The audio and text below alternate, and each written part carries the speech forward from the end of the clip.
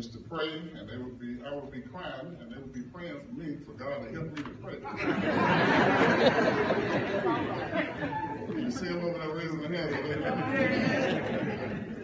A good friend of mine is here, may still be here. We call him the bishop. And he called a couple of days ago and said, "How are you?" And Sarah said, "He only cried twice." He thought something was wrong. That's unusual. They've only cried twice. But we rejoice in today. We cry, but we rejoice. We're heartbroken, but we rejoice. There's some grief, and grief takes its own time and its own season. Yes. And when it's through, it's through. And everyone goes through it differently, and it comes out of them in different ways. So we're going to grieve, but we rejoice. And we rejoice because he was a good man.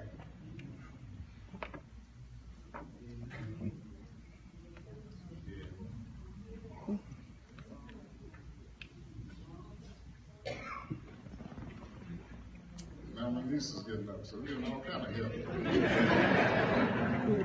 Actually got some FedEx in my pocket, so y'all just give me a chance.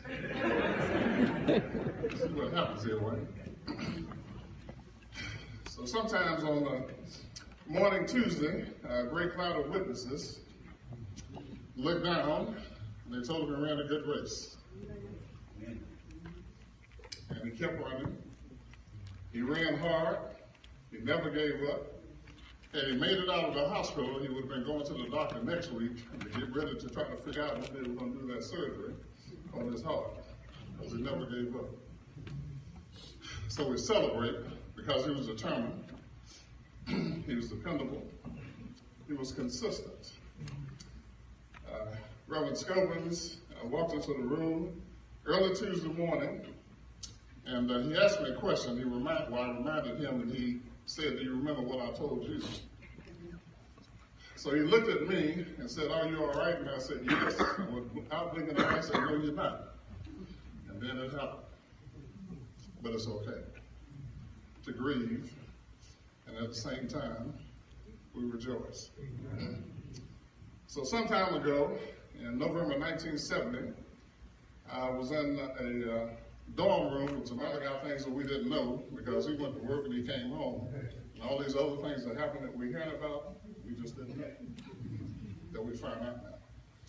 But the person who's been with him all the time has been Shirley. So more than 27 years ago, when they started doing that little dance, we would always ask, "So Dad, what you gonna do?" We let it go for a while, Sharon, and we'd ask him again, "So what you gonna do?" So I'll let you know. He was my best man in our wedding 39 years ago. And so one day, he called up, "So what you doing?" "What do you want?" "Well, meet me at this place in High Point at this time." "About what?" "Just meet me." So we met him. We went to a justice of the peace. They said, "I do. I got to be the best man." They had a reception at Red Lobster, I believe. So my point of all that is, if you want to know about how to care for someone, if you want to know,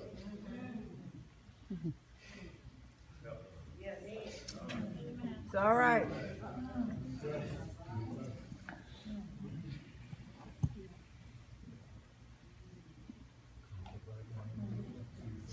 so we're going to talk about my later, Hector. But it's all right. A caregiver extraordinaire. Amen. Let's look for Shirley.